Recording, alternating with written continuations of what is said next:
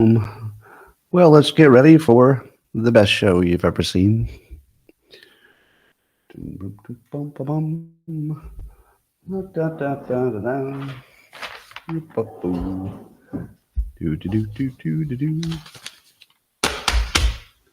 Good morning, everybody, and welcome to the highlight of human civilization. It's called Coffee with Scott Adams, and you've never had a better time. But if you'd like to take this experience up to levels that nobody can understand with their tiny, shiny human brains, all you need for that is a cup or mug or glass. Take your Chelsea stand, stein, a canteen, jug or flask, a vessel of any kind. Fill it with your favorite liquid. I like coffee. And join me now for the unparalleled pleasure. It's the dopamine hit of the day. The thing that makes everything better. It's called a simultaneous sip, and damn it, it's happening right now. Go.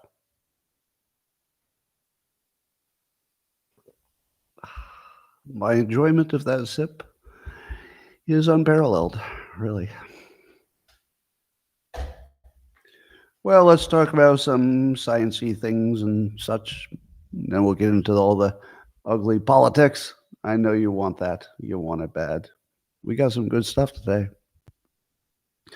Well, according to What's Up With That, Watts is spelled WATTS, What's Up, for the second time in a week, climate scientists were surprised that, with an increased CO2 absorption mechanism.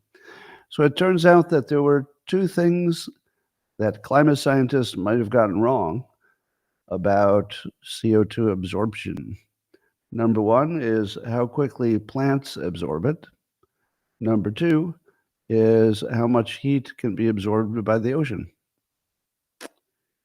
So let's say if you were building a climate model to measure temperature, and two of the things that you knew you got very wrong were plants and oceans, how do you think your final number looks? Let's see. The only things we got wrong were the plants and the oceans. Well, how about all the clouds? Just the regular. Don't ask about the clouds. How about the sun and the sunspots? Don't ask. Don't ask. Don't ask. So I always think that the climate models are sort of the ultimate test of how much you understand about the world. Now, I don't know if the temperature of the world is going up, and I don't know if CO2 is involved. The only thing I know for sure is that you can't tell with the climate model. That's the only thing I know for sure. But most of the world has been hypnotized into thinking that the scientists, although they're continually updating the variables and assumptions that go into the climate models, they're still right. No matter how many times you change them, still right. And if they're wrong, we'll change them till they're right again somehow, because we know it's right. Start with that, and then we'll make our models match it. All right, here's some more science. Let's see how you could have done with this. Would you have needed a study to tell you the following? According to American Education Research Association, students with a growth mindset learn more in school. There's actually been a study of that now. So if you have a growth mindset, you'll learn more. What kind of students would have a growth mindset, do you think? Now, a growth mindset, the way they defined it, is that you believe that if you study, you can learn a lot. So, what kind of people just sort of naturally know that if they study, they'll learn a lot? Would it be dumb people? Would it be smart people? There you go. There you go. Yep. Let me use my own life example where anecdote beats science. Now, normally science beats anecdote. Here would be a case where anecdote totally beats science. When I was about 6 years old, and this is true, by the way, I'm making it into a more interesting story, but it's true. When I was about 6, I looked into a mirror and I said to myself, you know what? I don't think you're going to play in the NBA. And I was right. Turns out that at 6 years old, I could accurately ascertain I was not headed for the NBA. So then I said, what the hell can you do? You'd better get some kind of a life plan here. You're not going to play in the NBA. And so I said to myself, well, what am I good at? And I thought, according to all these adults, they keep telling me I'm smarter than average. So I go, I'll bet I could learn a lot. And so I developed a growth mindset because everybody, including me that I knew, thought I would be good at school. And then I was.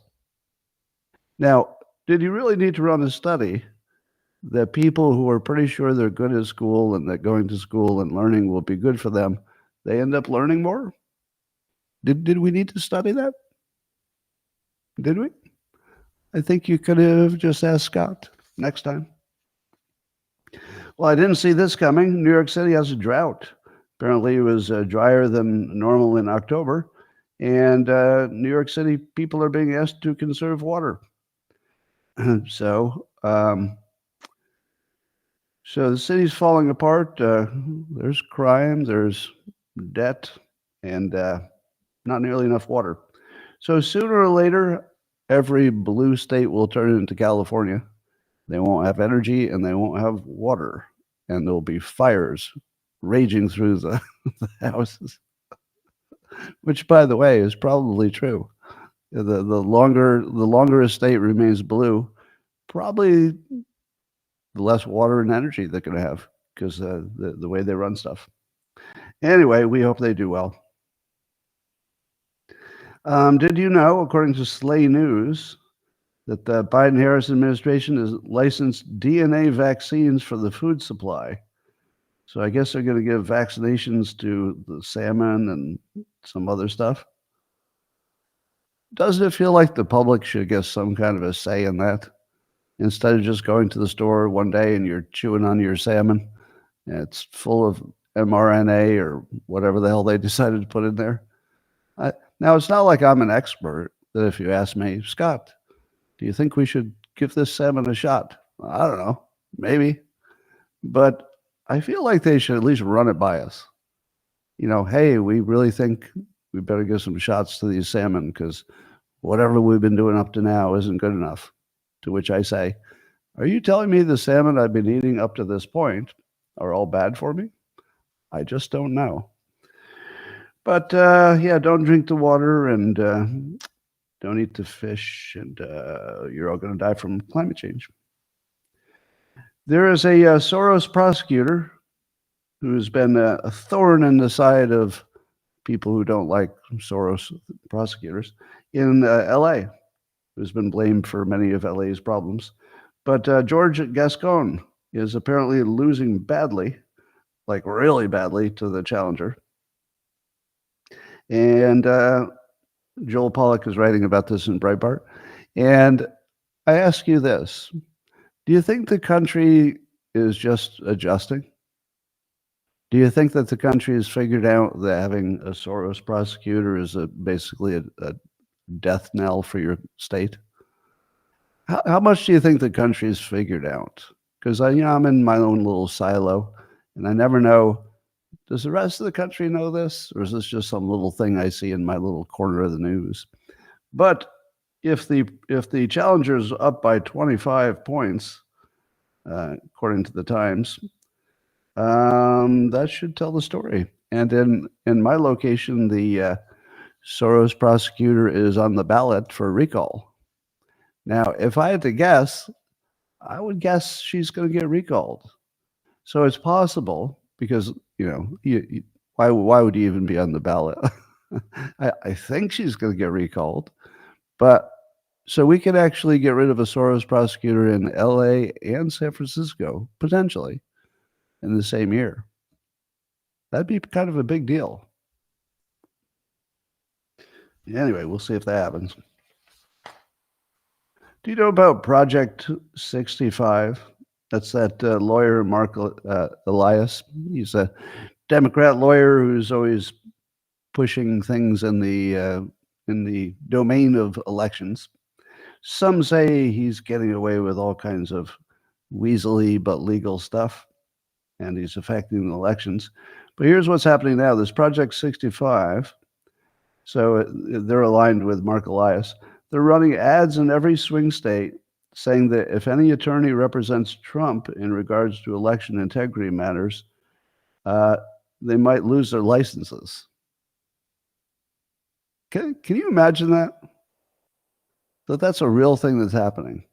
That I would say one of the strongest things about the American structure is that we'll give a genuine, at least we'll try, to give a real defense even to somebody who's guilty.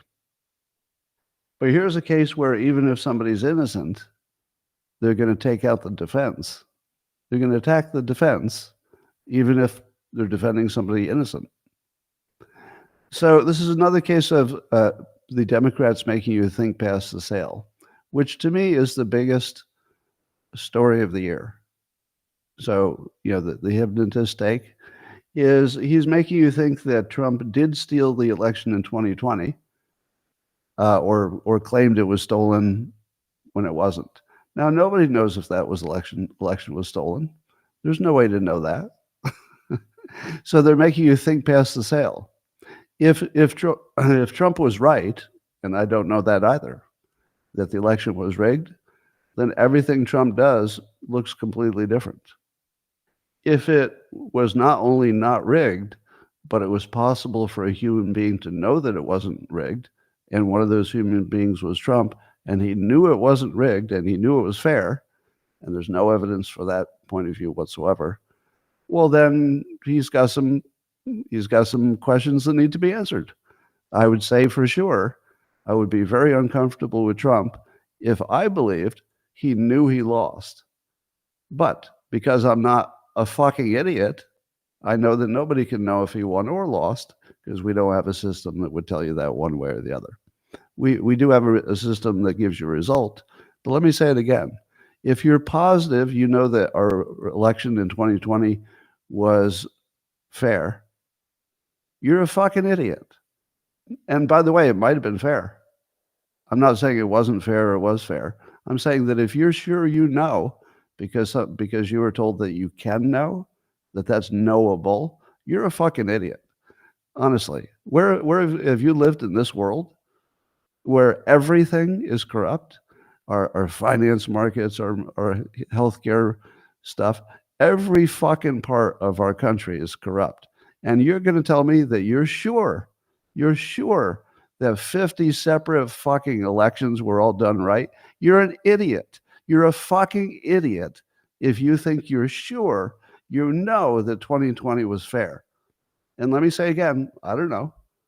Maybe it was fair. Maybe it wasn't. But if you're sure it was fair, you're a fucking idiot. There's no way around that, right? You're a fucking idiot. Or you've been hypnotized, brainwashed. I will allow that there are people who would have a high IQ who have been brainwashed into thinking it was fair. But think about how hard that brainwashing would have to go. You would have to erase what people know about everything else in the world. Because smart people know everything else is corrupt. They haven't not noticed that. Smart people know that the food pyramid was upside down for most of our life. Smart people know that we got into a war in Iraq and didn't need to. Smart people know that the Russia collusion thing was fake. They know that the fine people thing was a hoax. Smart people know that. But then they take all they know about everything in the world, and if they can be convinced that the election was definitely fair, well, they're either hypnotists or I'm wrong, and they're just fucking idiots, right? Because you can't get to there by reason. You just can't. So anyway, that horrible thing is happening on the Democrat side. I wonder if, because I'm obviously in a news bubble too, I wonder if the Republicans are doing something that evil. Is there something Republicans are doing? Oh, that's right. If you're a Democrat, you believe that they're trying to fix the election or claim that they won when they didn't win. But that's not true. Is there anything true that's happening that Republicans are doing that's as dirty as the Project 65? Is there anything they're doing as dirty as really any of the claims that the Democrats are making? I'm not aware of anything. And Trump does his hyperbole and does his exaggeration, but I'm not aware of anything Republicans are doing that are in the neighborhood of how completely evil some of this looks. Anyway, but maybe I'm just in a news bubble and I don't see it. According to Just the News, there was going to be a giant spike in out-of-pocket costs for patients for healthcare, but I think for Medicare drug spending. Yeah, but the Biden administration moved $5 billion around to delay that so you wouldn't know that your healthcare prices spiked before the election. Okay. So that should be grounds for, I would say, grounds for impeachment. Now, I don't think there's any impeachment rule that would impeach you for this specifically, but what if it's true that your government did essentially a financial fraud in order to win the election? Because I would consider this a financial fraud if the reporting turns out to be true. Again, what is it that Republicans did that was as bad as that? If you ask Democrats, they'd say, well, Trump made the Republicans turn down that excellent bipartisan border bill. But of course, if you're a Republican, you know it was not an excellent bipartisan bill. It was an amnesty bill. It was the opposite of what the Republicans wanted. Why did one Republican negotiate it? I don't know. Nobody else knows either. But the fact that I don't know that doesn't make it a good bill. Anyway, even Snopes has debunked the hoax that Trump wanted Liz Cheney to be executed by a firing squad. How many Democrats actually believed that Trump said in public that guns should be pointed at Liz Cheney? No, none of that ever happened. He was talking about she wants to send people to war, but she hasn't been at war where guns would be pointed at you. So even Snopes debunked that, but I think Snopes only gets involved when something is so bad that even Democrats agree it's not true. I mean, when Bill Maher went on TV and said, "Okay, even I can't go this far. This thing about Cheney is just fake news. Why do you keep doing this to me?" Because I think Bill Maher is embarrassed about being associated with Democrats when they just make up the news, and so he called them out to his credit. Called him out, said, "You made up this news. I'm embarrassed being associated with you," basically. And then Snopes does a little cleanup work, and they're like, all right, maybe this one's not true. So I don't feel like we got to fact check so much as let us fact check some unimportant ones. So when we don't fact check the other ones that are also fake, you're going to think maybe those are true. So I worry that the real game is not fact checking. The real game is making sure that some of the facts don't get fact checked. That's what I worry about. Well, according to the Daily Wire, Trump has filed an FEC complaint saying the Washington Post is illegally boosting articles that are good for Kamala. So the Washington Post decided not to endorse anybody publicly, but the allegation is that the Washington Post has been somehow boosting those stories. So the Washington Post pays to boost stories critical of Trump. I don't know who do they pay? Aggressively ramped up its paid advertising campaign, boosting. Okay. So they were basically doing an advertising campaign for their own newspaper, the Washington Post, and in it they were boosting the anti-Trump articles, it sounds like. Well, I ask you this. Is it possible to have a fair and free election if the news is fake? What do you think? Could you ever say, yes, we had a fair and unrigged election, if you knew for sure that the news was fake? I would say obviously no. Obviously no. So the thought that we have fair and free elections is so weirdly obviously not true because at the very least you'd have to have accurate information. Why is there a very loud machine right outside my window? That could only be if my neighbor decided that being really loud before 8 a.m. was okay after all. What time is it? 7:20. 7:20 a.m. and there's a bulldozer under my window. Think that's okay? Does that feel okay to you? Especially when the person running it I talked to personally said, "Don't ever do this before 8 a.m. because I got a live show." Can you hear it, by the way? Can you hear the engine? No, it's not the city. It's my neighbor.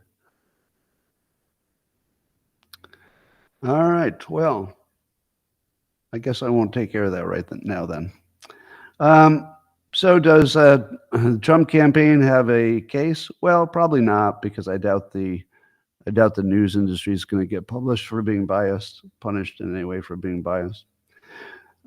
But here's a good story from.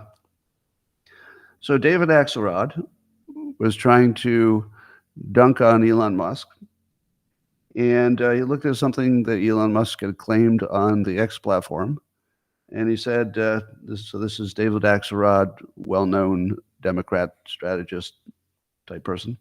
He said, "It used to be that Twitter at least tried to police disinformation. Now its owner traffics in it. Uh, all as he invests hundreds of millions of dollars to elect Trump and make himself a power-wielding oligarch." Now, this is amazing. Axelrod must know that the people who follow him will believe that this is true, that Twitter at least tried to police disinformation. But who gets to decide what is disinformation? Who gets to decide? Well, let's look at this one example, because Axelrod was responding to something that Musk was saying online. So let's check out what Musk was saying online, because according to David Axelrod, it would be disinformation. Right? So here's what Musk said. He was responding to an Insurrection Barbie post. So he's essentially accepting what she said and then boosting it. I don't know if Insurrection Barbie is a he or a she, actually. But Insurrection Barbie said, "If you don't vote and Harris wins, she will grant amnesty to every single foreign national they have allowed in here. They will nuke the filibuster, pack the Supreme Court, make D.C. and Puerto Rico states, and America will be California." Now, is that hyperbole? Or is that true? Well, it's an opinion, because it's based on, what is assumed will happen in the front. So opinions can't be right or wrong, can they? And to me, it's obviously an opinion. But is the opinion based on something solid enough that it's fair to say this opinion? Well, yes, because prominent Democrats have said they want to have an amnesty pathway. You could argue about every single one. That part's just obvious hyperbole. But I wouldn't argue that Democrats are looking to make them citizens. They'll nuke the filibuster. Prominent Democrats have said that multiple times. They'll pack the Supreme Court. Again, prominent Democrats have suggested that would be a good idea. Now, that's far from being a policy. There's no Harris policy to that for the filibuster or the Supreme Court. But I believe that she and people in her group have been for it. So it's reasonable to assume they might do the thing that they've vocally said they were for right until the election started, right? So if you were for something and you never said why you changed your mind, it's pretty reasonable to say you might still be for it. So, and then making DC and Puerto Rico states, that's again something that Democrats have been for. All right, so these are a bunch of things that are not necessarily things that Harris says she wants to do at the moment, but things she has been aligned with in the past, and not distant past. We're talking about, just last month or a few months ago, before she was officially the candidate. There were some things that were crazy that she was in favor of that she backed off a little bit. But still, it's reasonable to assume that she might still be in favor of them. She just can't say it until she gets elected. So Musk says about the insurrection Barbie thing, he says those are their stated goals. And that's true. There are prominent Democrats who have stated these exact things. Doesn't mean it'll happen, and it doesn't mean that President Harris would push them. But it does mean prominent Democrats are pushing these exact things, just as. And then he says, unless Trump wins, this will be the last election. He says the Dems will legalize all the illegals in swing states, so there'll be no more swing states. America will become a one-party, deep blue socialist state. Now, those are opinions, but they're based on things that Democrats have really said, really in public. And it wouldn't be too much connecting dots to say that if they did these things, it would be one-party rule. And to that, David Axelrod says, Twitter at least tried to police disinformation. Imagine how mad you would be if your entire plan for power depended on controlling all the media platforms, but the biggest one, the most important one, I would say, X, is the one you can't control. That must really kill the top Democrats. That really gets into their game. But at least all the other news is true, right? Oh, well, David Sachs says this in a post. He says the biggest story of the week was the jobs report. October, 12,000 new jobs when 100,000 were expected. And the job growth is negative if the government jobs are excluded. September was 254,000, but revised down 31,000. August, it was 159,000, but revised down 81,000. And as Sachs says, instead, they got us focusing on the presidential polls. Yeah. So, yes, there's a lot of diversion going on. Here's a question. Now, Fisher King, one of my favorite posts, or one of my favorite accounts on X, he says, reminder that Trump currently has a sentencing date of November 26 on the, quote, 34 felony convictions thing. So if he loses, the plan is to jail him quickly so he isn't in a position to challenge any irregularities in the election. Now, I did a little bit of research with somebody smarter than me, who shall remain nameless, who thinks that it's more likely that it would just be appealed and he wouldn't go to jail. Now, is that true? He wouldn't actually be behind a cell, would he? November 26th. He would just appeal and it would get pushed forward, and probably the entire the case might have to be retried because of Supreme Court decisions recently. So I don't think he's going to be in jail, but you got to think that they gamed this out.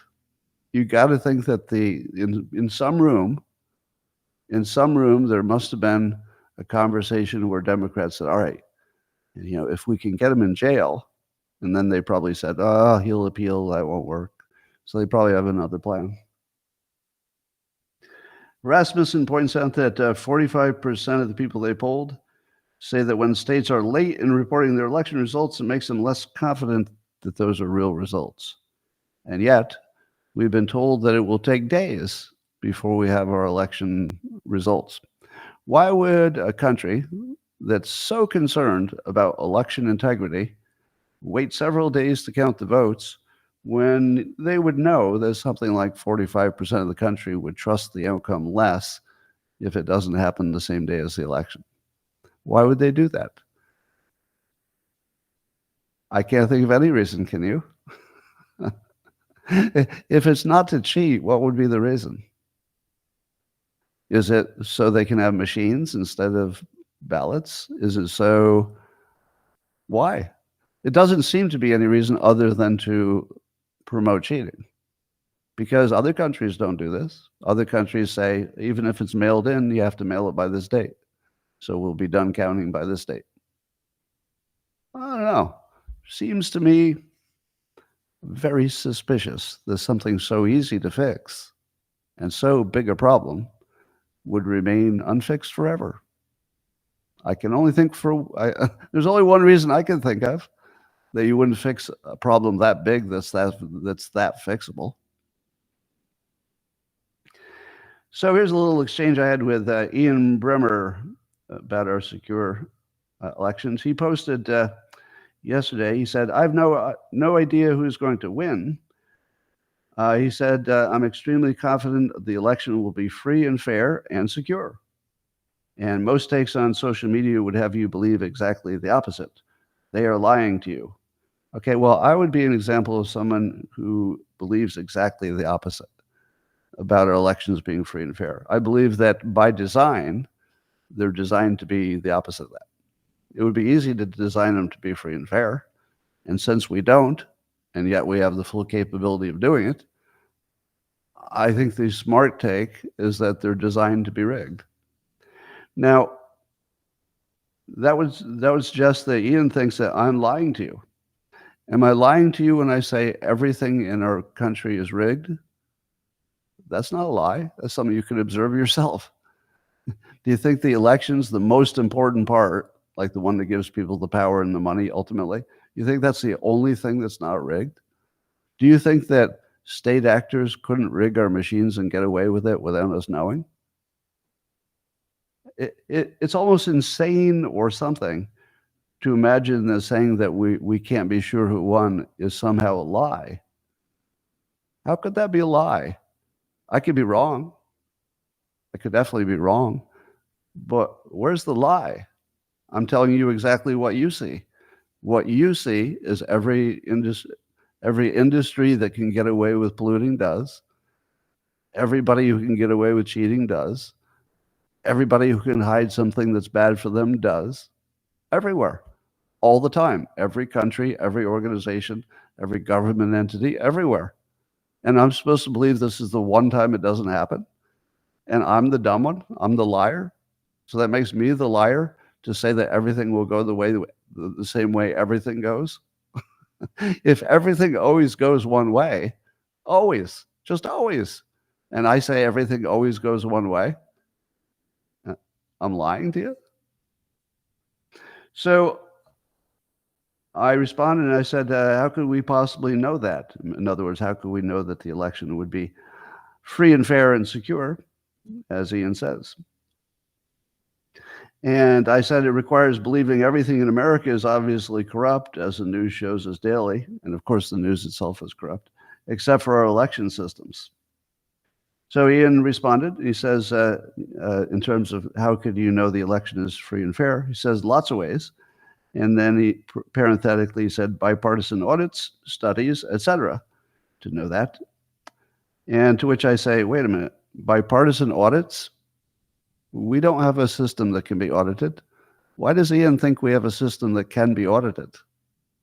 We don't have that. Ian, check this out. Here's my ballot. So this is actually a napkin, but imagine it's my ballot. I just filled it out. Okay, now somebody came in my office and they took it off my desk and they put it in my drawer. So it didn't get counted. Did the audit pick that up?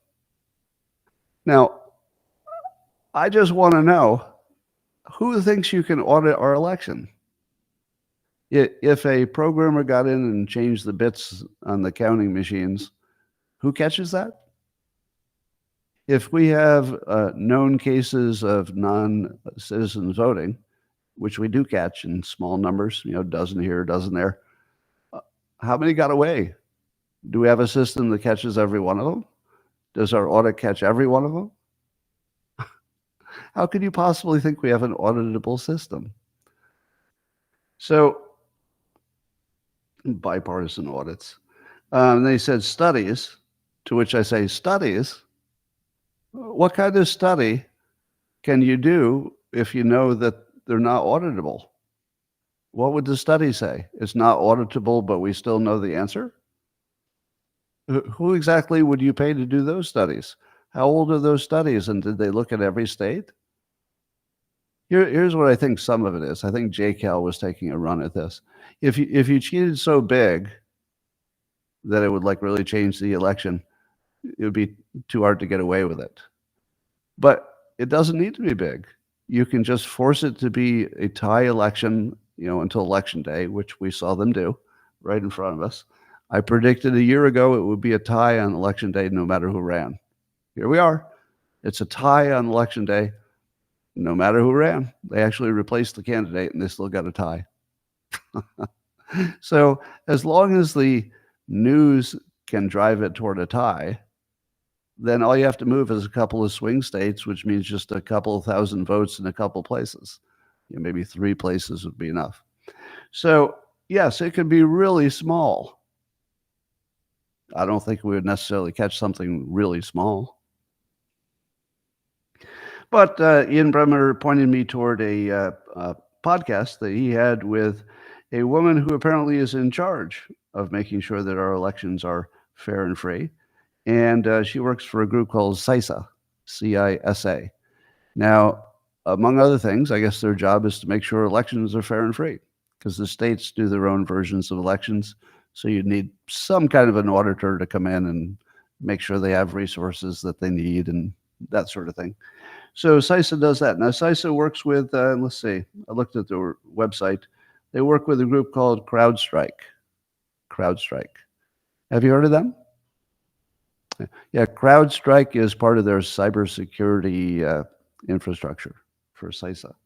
So one of the ways they make sure that your elections are fair and clear is they get some CISA software working on those machines, some CrowdStrike software working on those machines.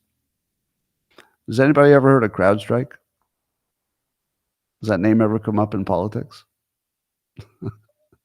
Yeah, if you, for all of you, those of you who follow Mike Benz, these names all have a different meaning. These are not the groups that you look to for credibility. These are exactly the groups you look to reduce credibility. But remember, I always tell you that if you know what's happening, you don't know anything.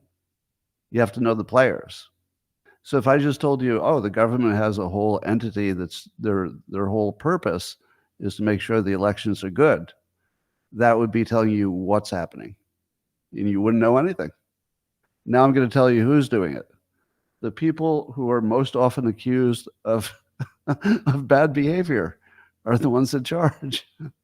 The ones most often associated with bad behavior, CISA. Now, do I personally know any bad behavior they've done? It's not like I've researched it. But you could not achieve a lower level of credibility than having your elections checked by CISA and CrowdStrike. Now, again, I don't personally have any information about CrowdStrike or CISA. I'm just saying that if credibility is what you wanted, you wouldn't go anywhere near these two entities. And that's supposed to convince me. Now, here's the funny part.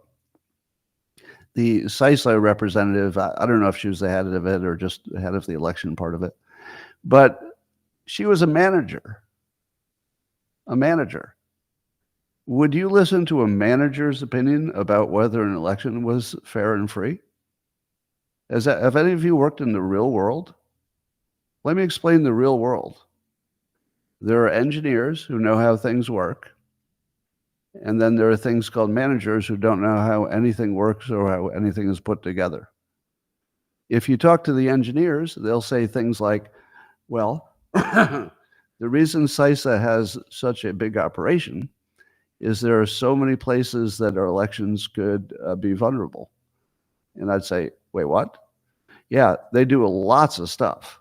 I mean, that's why they have the CrowdStrike software. That's why the audit tools. And the reason is there's so many ways our elections can be rigged that they're all over the place. To which I say, so engineer, are you telling me therefore that it's completely secure because CISA is in so many places that there could be problems? How would an engineer answer that question?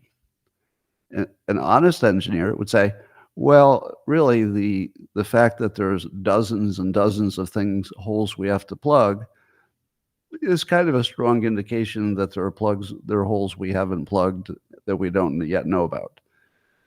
Because I would ask, were all the holes that you plugged today, were all of them always plugged? Well, no, that's why we had to have CISA. So you're saying that in the past, we had holes which we knew, and until CISA came, they were not plugged. Right, that's why CISA was created, so we could plug the holes. But didn't we think the elections were always free and fair? Yes, we did. So before any of the holes were plugged, we also thought our elections were free and fair. That's right. But yet they weren't, or we couldn't have possibly known because there were holes. Yeah, but they're plugged now. How do you know you plugged all of them? Well, we're not aware of any that need to be plugged. At any time during the process where you were plugging the holes that are now plugged, was there any time when you had half of them plugged and you were unaware that there might be some other things that would come up? Oh, yeah, that happened. We plugged the ones we knew about. A few more came up, so we plugged them. So how could you possibly know you've plugged all the holes now? Well, nobody's complaining. But if somebody did complain tomorrow and pointed out a new hole that you didn't know was there, what would you say then? Well, we'd plug that hole. Okay, but you wouldn't know if anybody had already used it necessarily. So the thing is, if you talk to the manager, you know what the manager says? It's a perfect election. We exist to make sure that everything's running fine. We've checked it out. And by the way, I get paid more if I do a good job protecting the elections. My pay will depend on it. I'd get fired if I did a bad job of it. Oh, wait a minute. Are you telling me that if you admitted the elections were not secure, you would get fired? Well, yes, of course, because it's my job to make sure they're secure. So I'm supposed to believe that the elections are secure because I'm listening to a manager, not an engineer who could actually know what's going on. I'm talking to a manager who would get fired if you said the opposite. Well, I suppose that's true. I would get fired. And that was the best evidence we have that our elections are fair and free and secure. It was hilariously pointy-haired boss Dilbert territory kind of stuff. You would have to have no experience in the real world to believe that the CISA people had secured the elections. Now, again, I'm not aware of a specific problem, but I live in the real world. I live in the real world. Anyway. So, Ian, I think we're going to need a much better argument. Somebody said that 60 Minutes did an episode last night. I didn't see it, but I heard that it was geared toward showing you that the Georgia elections are real secure. Do you believe that? Does anybody watching this believe that the Georgia elections are secure? Okay. To me, that's absurd. It's absurd. Now, that it's also possible that they are secure, but there is no way that they could communicate that to me, a regular voter, in a way that I would ever believe it, because it would be like it'd be very much like there's a UFO in my backyard. There is, yeah, it's a UFO from space. It's in my backyard. Can I see it? Oh, no, you can't see it. Can I see a picture of it? Oh, I should have taken a picture. Really? You didn't take a picture of it. There's a UFO in your backyard and you didn't take a picture. Well, we did take a picture. I can't show it to you. Yeah, it feels like that. There's no amount of 60 Minutes who have been debunked as a news site and have been revealed to be a propaganda site, essentially. So 60 Minutes, a propaganda outlet, telling you that the election is secure, tells you what? You know that the person telling you is a propaganda outlet, and they made a really big point to tell you the elections is secure. What message did you get? The message I got was that they're not secure. Because if you're going to send somebody to tell me that the elections are secure, why don't you send me somebody who's not a fucking liar? Because CBS are clearly fucking liars. They have no credibility whatsoever in the news business. If you want to tell me that something is secure, don't send the biggest fucking liars in the world to tell me they're secure. Don't even try. Send me somebody that I might trust. 60 Minutes? Are you fucking kidding me? What a joke.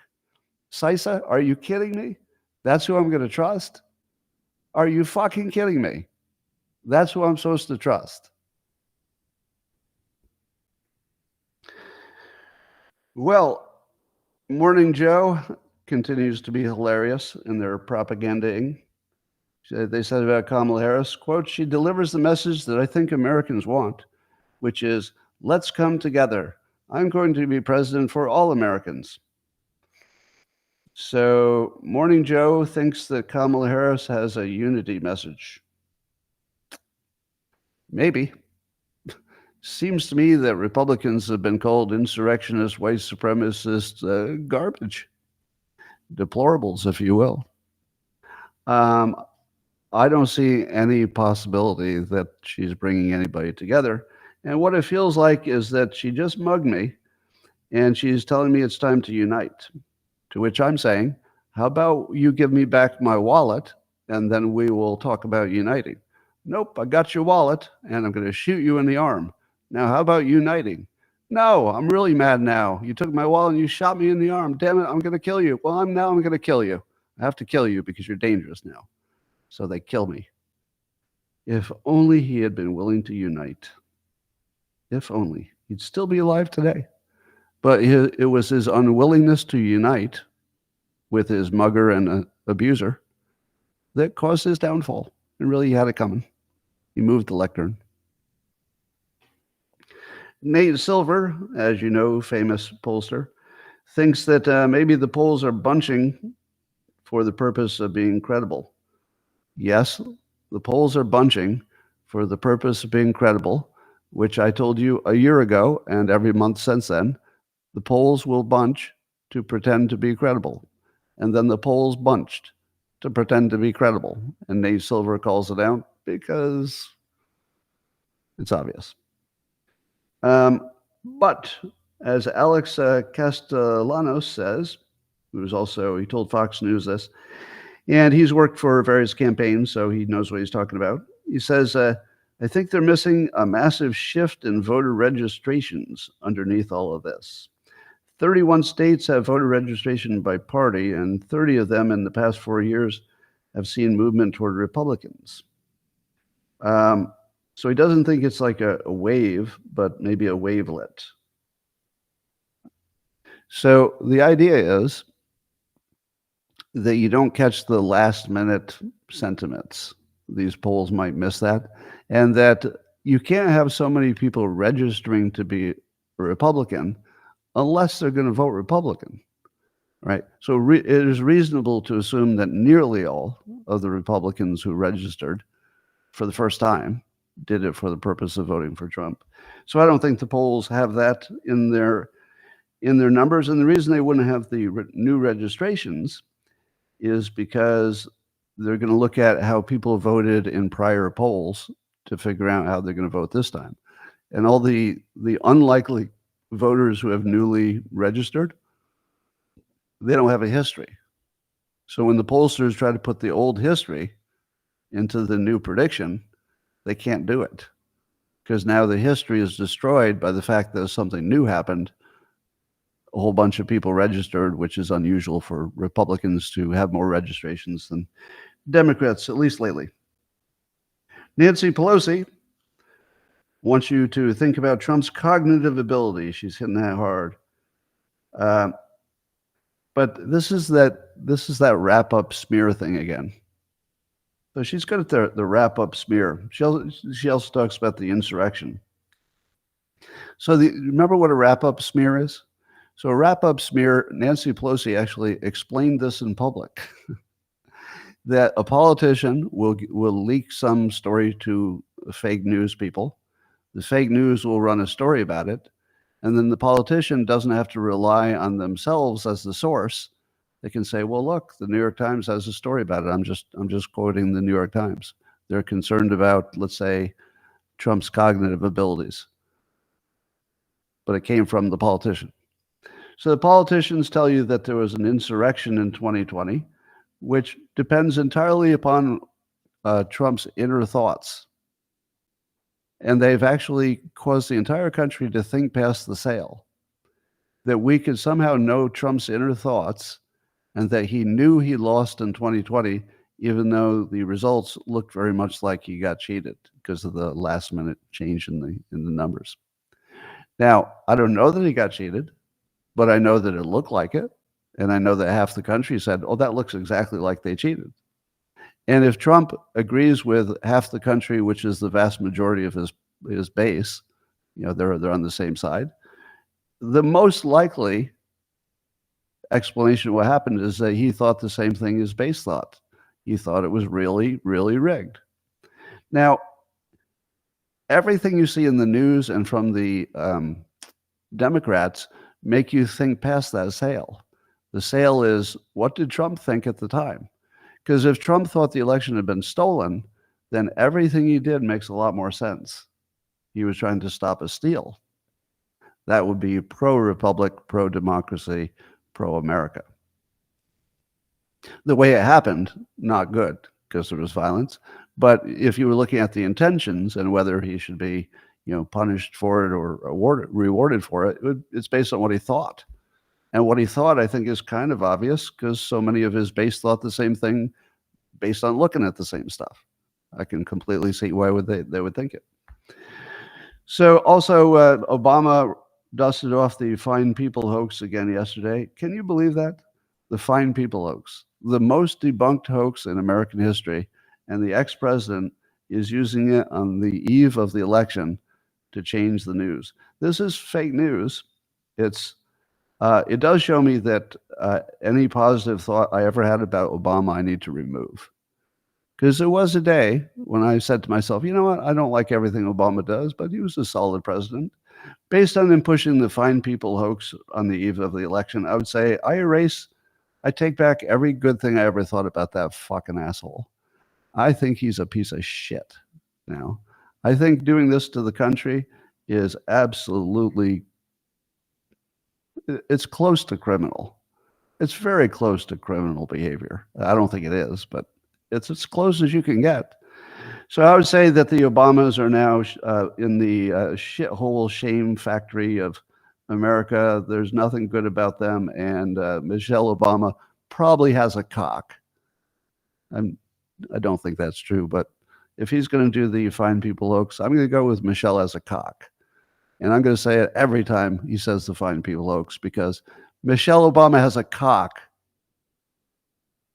Not really, but I'll say that every time he says fine people hoax. Doug Emhoff apparently is not aware of things that people say about his wife because he actually said this out loud at an event. He said, quote, Kamala put her head down and went to work. Really, there was probably a better way to phrase that. Probably a better way. But there were memes. There were memes. That's all I'm going to say. She put her head down and she went to work. There were memes. Trump said at his rally, quote, I'm not supposed to say this. It's really not very close. We are leading in all 7 swing states. I wouldn't be surprised if his internal polling is better than the public polling because the public polling had to bunch. They're all bunching intentionally. The private polling that they all do at that level doesn't have to bunch. It just has to be good. So it's possible Trump's seeing something that others are not. Meanwhile, D.C. is gearing up for trouble and fences are being put around the VP residence in the White House. And do you think that there will be a big protest if people don't like the election results? Well, I don't think it's going to happen on election night because we won't have an answer. What are you going to be protesting? So I don't think the networks will call the race for Trump even if he's ahead.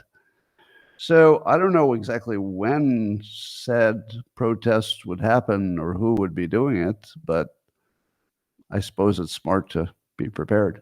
Makes you wonder if the National Guard has been alerted. Do you think the National Guard would be employed or deployed? Maybe. Well, a former MSNBC anchor who got canned by MSNBC, Mehdi Hassan, he's mad at both Biden and Attorney General Merrick for not putting Trump on trial before the 2024 presidential election. Well, if he'd done it before the election, Trump would have already cleared all of those election claims because they would have already been turned over by the courts or people would have forgot about them. But again, he's making you think past the sale. So if he makes you think that they should have put him in jail sooner, he's making you think, well, he's obviously guilty, so why didn't we do this sooner? But the part where he's obviously guilty is where he's making you think past the sale. I don't see him obviously guilty of anything. All I saw was lawfare. All I saw was even people on CNN, like Fareed Zakaria, saying he doesn't think some of these would be even taken to court, except it was Trump. So yes, don't let them think past the sale. Everything is making them think past the sale. If the 2020 election was fake or not, their entire argument depends on you not thinking about that. And it's the important part. All right, well, here's another thing that the Biden-Harris administration was going to do. They were set to push plant sources of protein over red meat in their dietary guidelines. The Washington Free Beacon is reporting on this. And they say that was maybe delayed because of the election. Do you think? How do you think the Democrats would have done getting votes from men if they had gone, you really need to be a vegetarian right before the election? I don't think that would have helped their vote with young men. I think young men like their meat for the most part. Do you know who is vegetarian? College women, young women mostly.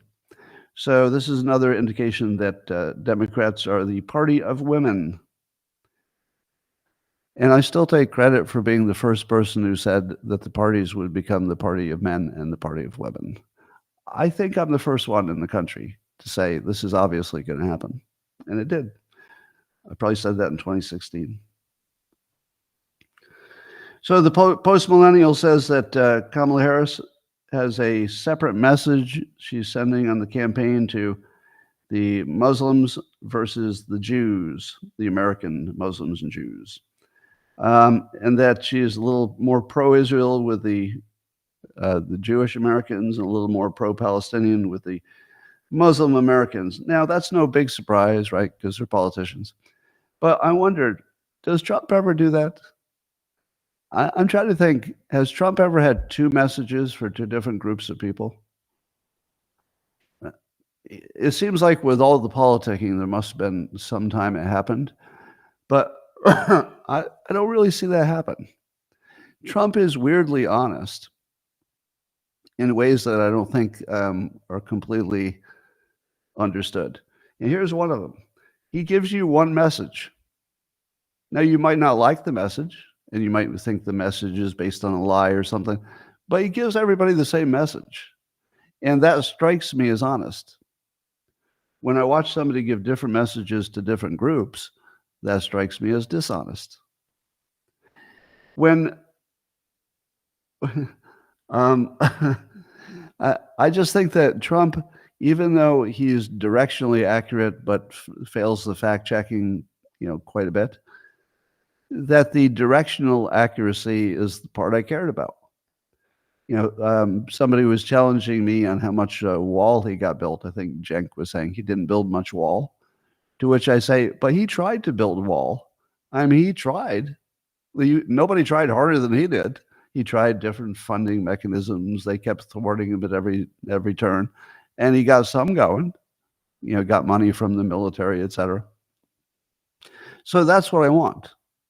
I want somebody that I can observe doing everything you could do to do the thing that needs to get done. If it doesn't work, well, then I'd say, keep going and do the best you can, et cetera. But at least it's in the right direction.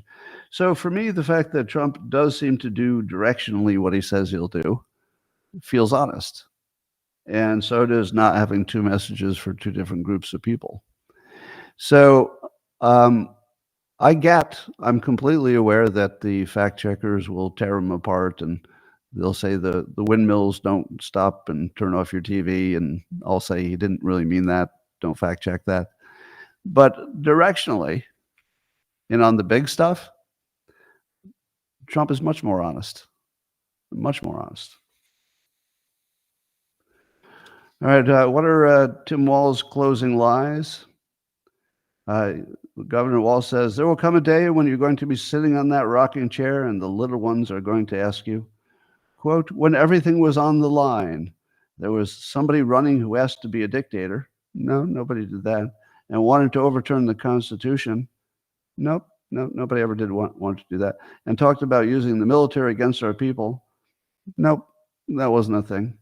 What did you do to stop that from happening? Well, here's what the youngster should have said. Grandpa, were you part of the great lying of the 2020s? Were you one of the ones who said that Trump wanted to be a dictator and he wanted to overturn the Constitution and use the military against our people? Grandpa, did you really say that bullshit? Well, yes, I did. Well, then it's time for euthanasia. Your time is done. That's how it would go. Do you know Claire McCaskill? She is one of the dumbest people on MSNBC, and boy, is that saying a lot. MSNBC has these wonderful characters. My favorite are the eyebrow historians. They've got two eyebrow historians who talk about history with weird eyebrows. And the eyebrows are supposed to really be the one that's telling the story. You can listen to what comes out the mouth, but look at the eyebrows. They're so concerned. They're so concerned about what's happening. Look at my eyebrows. Look at my eyebrows. Yeah. So the eyebrow historians are hilarious. Victor Davis Hanson has normal eyebrows. So if you want to see somebody who's actually telling you what they believe to be true about history, look for somebody with normal eyebrows. Not this, not this, no, this is not normal eyebrows. Don't do that. Anyway, so Claire McCaskill, possibly the dumbest person on MSNBC, the dumbest network and the dumbest show, she was mocking Elon Musk, who might be one of the smartest people in the world, and said, quote, he thinks because he can do rockets and electric cars that he can figure out how to get people to vote. he thinks just because he can solve the biggest problems in the world that he can also solve the easiest one. I mean, how dumb is he? You got to be pretty dumb to think that if you can solve the hardest problems in the world, that you'd have a chance of solving this easy one, like getting people to vote. Musk actually replied to it because she also said that she was worried about a billionaire, influencing elections. And Musk says, funny that she never said a word about Soros, who has cumulatively put 100 times more money into election than I have. And then he says, and this one is for the ages, folks. This is for the ages. This is Elon Musk. If I can figure out science with SpaceX and surgery with Neuralink, then maybe I can figure out politics too.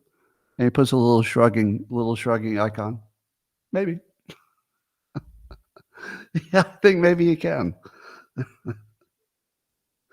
Let me put it another way. If you had a contest and it was Elon Musk versus Claire McCaskill, and you could pick any competition, it could be science, it could be engineering, it could be surgery, it could be something about space or satellites, it could be any kind of objective academic test. It could be a test about history, spelling, math. It could be a test of physical capability.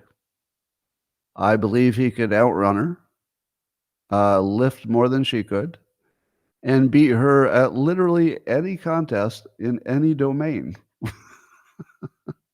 Any contest in any domain. I think you could beat her at Scrabble. I think you could beat her at cards. And so when I see Claire McCaskill, the dumbest person on MSNBC, the dumbest network in the world, uh, saying that the smartest person in the world can't figure out one of the easiest things to figure out, how to get people to vote. It's like my dog evaluating my calculus. It's like I'm doing some calculus, and Snickers will be there. No, idiot. I'd be like, "What are you talking about?" And Snickers will say, "Well, that's not right." And I'll say, "But you're a dog. You don't even know calculus." I'd say, "I know more calculus than you do." "No, you don't. You're a dog. You're my dog. You don't know any calculus." Well, we'll see. That's what it feels like. Meanwhile, there's a story that there are not enough ballots available for our military overseas. I suspect this might be close to fake news. There might be some places where somebody didn't know what room they were in. There might be some places where they didn't get them in time. I don't know if it's a massive problem, but I'll throw it in the mix. People are worried that the military didn't get enough. Now, I'd be worried about it because the military, I would think, would go for Trump. So if they somehow figured out a way to screw the military from voting on time, that would be a big problem. I mean, if the military is over there risking their lives for the country, and hypothetically, if Democrats slowed down their process for voting so maybe it didn't work, that would be one of the biggest scandals in the country. But just because it would be so gross. It's like, really? Of all the people you're going to screw out of voting, you're going to pick the military? Really? Now, so I have a hard time believing they would do it just because my brain can't get to that level of evil. But they've done more evil things than that. So nothing's ruled out. Washington State, there's a nonprofit that claims that ballot signature verification is racist. Post Millennial is writing about this. So why would requiring ballot signature verification be racist?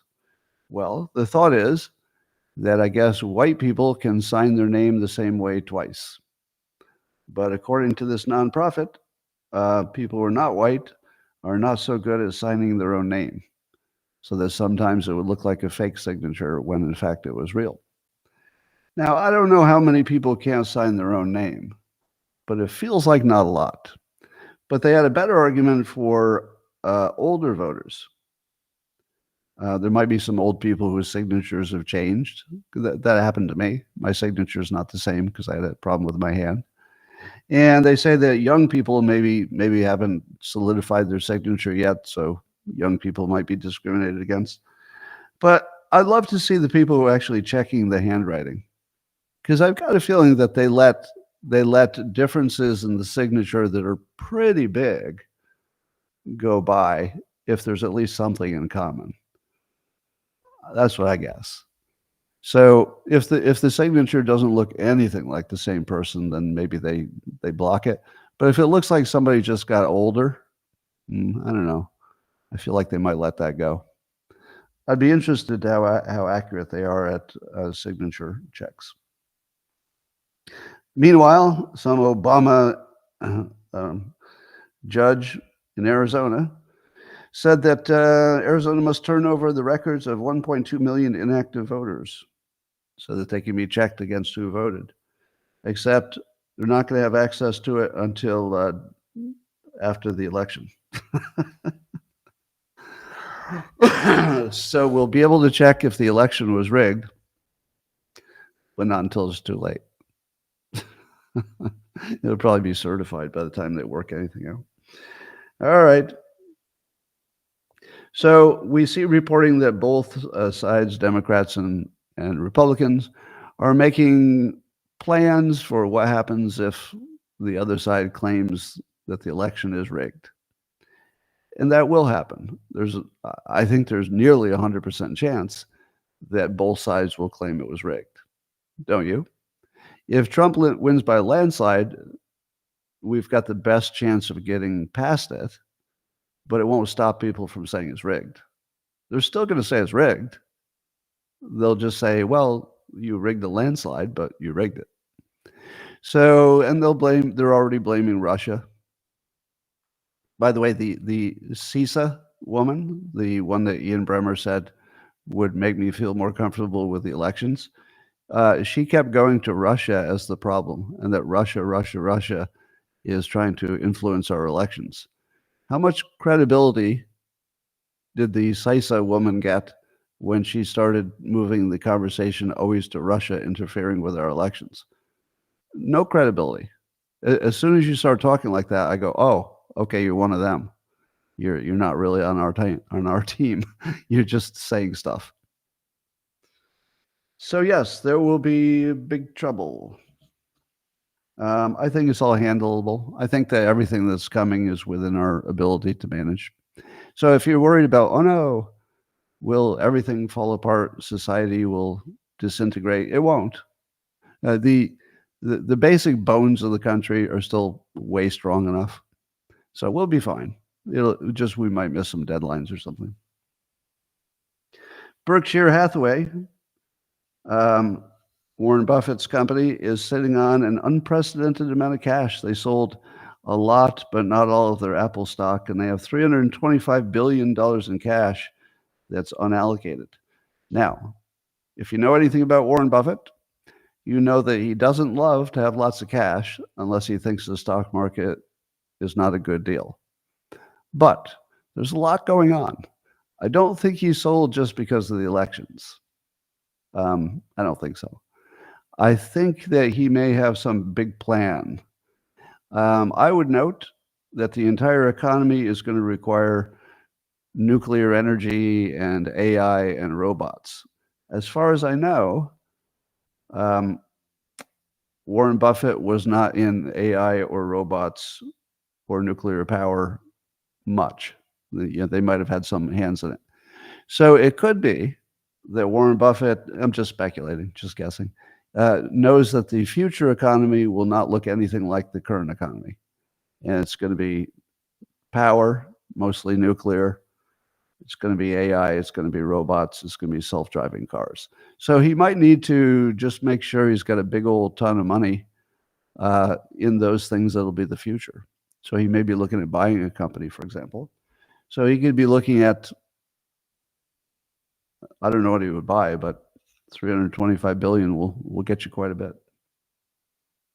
Meanwhile, over in the Middle East, the IDF, Israeli Defense Forces, say they're slowing down the ground operations in southern Lebanon, and that Netanyahu is seeking a diplomatic agreement to secure their northern borders. Now, of course, if they could get some kind of security for cheap, I'm sure they like it. The other way to do it would be to just destroy Lebanon, which, if they had to, I think they'll do it. So they're in a good negotiating position because it's pretty clear that they're not going to stop until they get security, and they don't have it now. So if there's nobody willing to negotiate it in a way that would make them happy, I think you could count on them continuing on until there's nothing left that's a risk.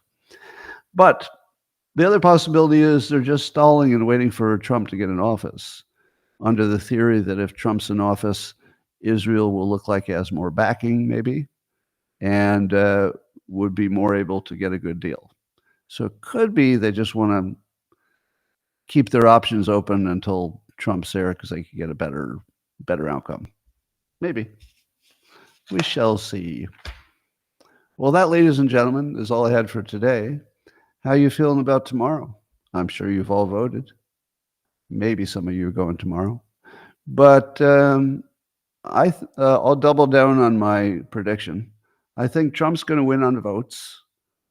I don't think that necessarily means he's president. So it's going to be a pretty big fight. I do think he'll win in the end. But it's going to be a hell of a fight. And I think we'll miss some deadlines. I'm not sure that January 6th will be certified. I'm not sure that anybody will be put in office on January 20th. But maybe by the end of January, maybe there's a court case. Maybe somebody concedes. We'll get there. We will get there. we'll be fine. I mean, like I told you, everything in the country is already corrupt, but we're still bumping along. So I think it'll be just more of that. I'm going to talk to the locals people privately, and thanks for watching on X and Rumble and YouTube. And remember to get the Dilbert calendar only at the link at dilbert.com. All right, locals people coming at you.